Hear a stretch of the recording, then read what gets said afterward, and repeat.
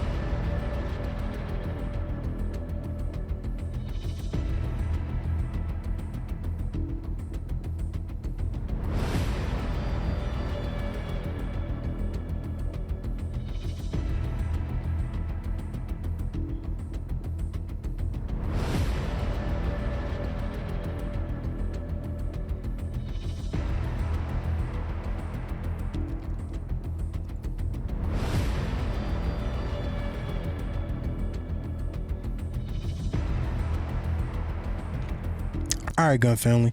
So that's the video. So if you don't know or you can't really tell what's happening, they're in a training class, right, inside of a library inside DC. And this guy right here is your instructor. This is the guy who's training the class and doing all that. This is our victim. This is Marika Mannion. This guy right here was taking pictures. Everybody else was involved in this training class.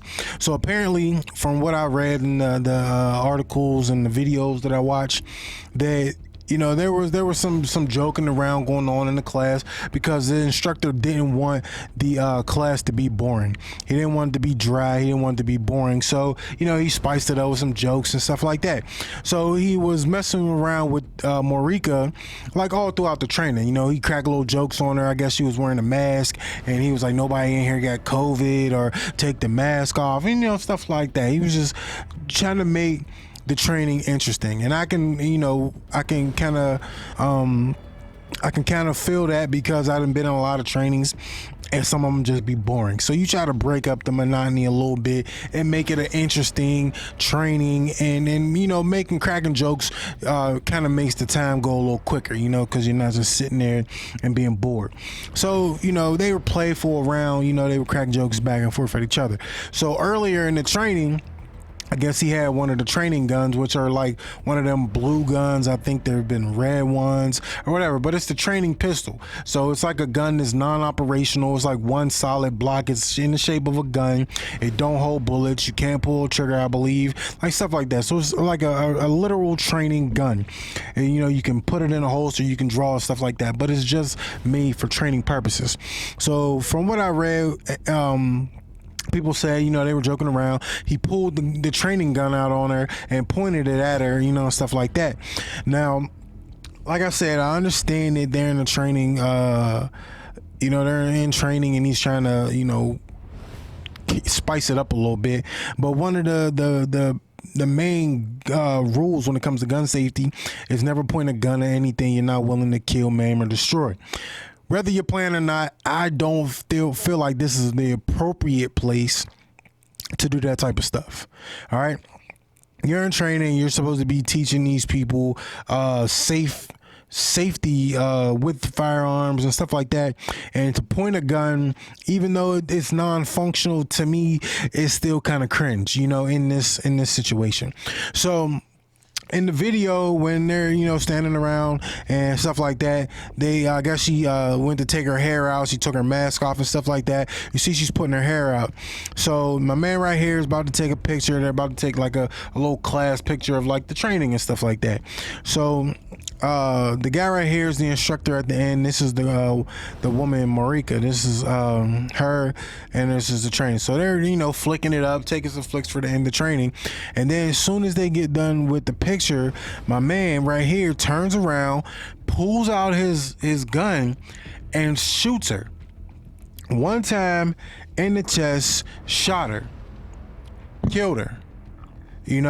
And from what I read and what people were saying in interviews, that he said after the fact is he thought it was a training gun. He thought it was his training gun. Now, see, this goes back to what I said before, that I honestly feel like if you didn't play like that before, where you were pointing guns at her or at anybody with the training gun, then this situation wouldn't have happened, because you wouldn't have felt comfortable enough to point any gun at her. And even in the joking matter, you wouldn't have mistakenly pulled out your actual firearm and fired it at this woman and killed this mother and his daughter and stuff like that. You wouldn't have did that, because you wouldn't have done this earlier with the training gun. So he shot the woman in the chest, one time in the chest. There's a video I couldn't find. I watched it one time on IG, and then I couldn't find it. That's how I ended up seeing it. And she drops to her knees, and then there's actually audio of it. And he running around and yelling. I think DL Hughley posted it. So if you follow DL Hughley on IG, then that video is probably on there. And then he gets to, trying to, screaming around the thing. You see he's frustrated, obviously upset. He's in shock. Then they go to try to perform CPR. I believe him and another gentleman try to do CPR. And you see he's upset again and just walking around.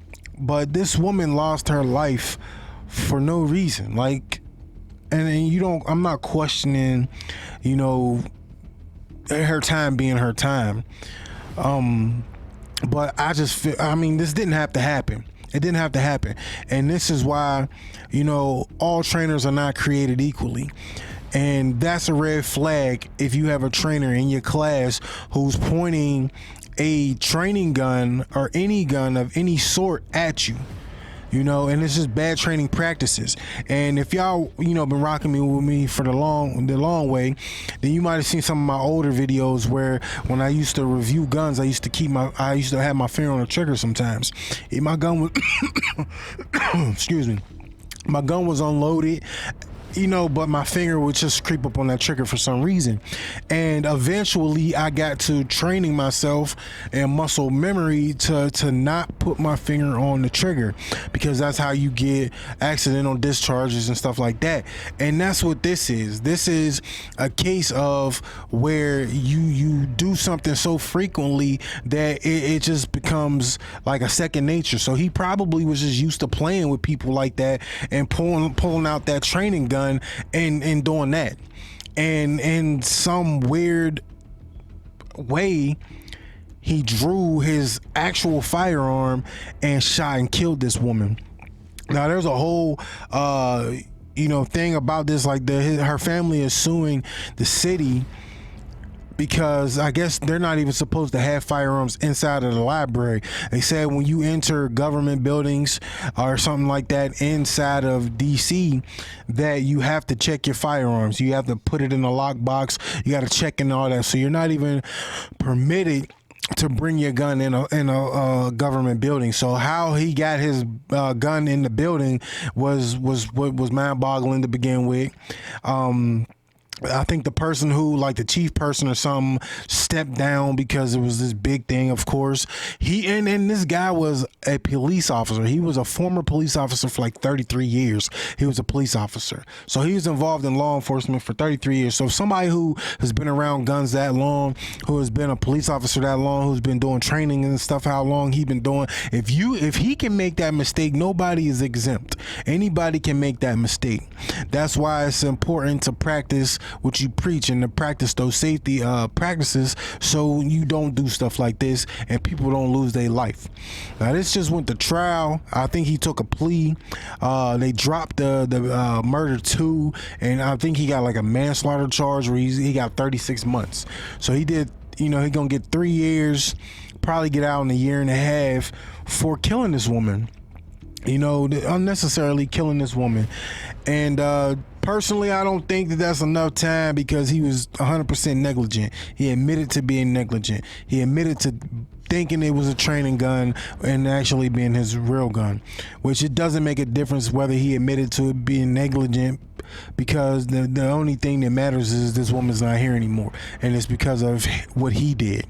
So I understand he's probably remorseful, but there's still no room for that. There's no reason this should have happened, and it's a tragedy, and it's just crazy. So like I say, when I say all trainers aren't created equally, this is what I mean.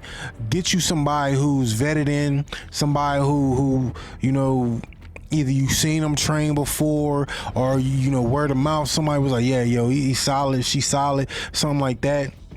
But if you see a trainer in your training class do stuff like this, pull guns on people, pull training guns on people, aim the training gun at people, stuff like that, you might want to leave that class, because stuff like this is just it's just paving a negative way for a lot of these trainers out there who are actually doing good deeds in the community. And I'm not saying this guy is not a good guy. I'm not saying he didn't do 33 years of excellent service and just had this one accident. I'm not saying that, because I don't believe, to my knowledge, there's any stain on this man's jacket besides this. But it's just the point that this happened. There's a mother and a father who don't have their daughter. It's a son who don't have his mother because of this. Urban Gun Reviews. Y'all like videos like this, you'll let me know by clicking the thumbs up. Any comments that y'all want to leave about this, hit me in the comment section so I can get back and forth with y'all. But it's Urban Gun Reviews. We out to the next one. Stay blessed. Stay strapped.